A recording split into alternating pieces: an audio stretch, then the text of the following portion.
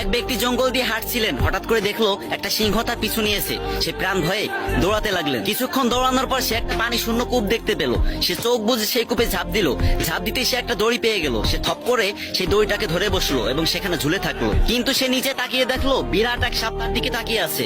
কি বিপদ রে ভাই, উপরে সিংহ নিচে সাপ। তারপর সে হঠাৎ করে দেখতে পেল একটি সাদা ইঁদুর আর একটি কালা ইঁদুর দুজনে মিলে সেই দড়ি কাটছে। তখন সে কি করবে সে নিজেও বুঝতে পারতেছিল না। ঠিক সেই টাইমেই উপরের একটা গাছ থেকে মধু পড়তে লাগলো। সেই মধু এতই মিষ্টি ছিল যে তার গালে পড়াই সে সবকিছুই ভুলে গেল। সে সেই বিষাক্ত সাপ, গর্জনরত সিংহ এবং দড়ি কাটা ইঁদুরের কথা ভুলেই গেল।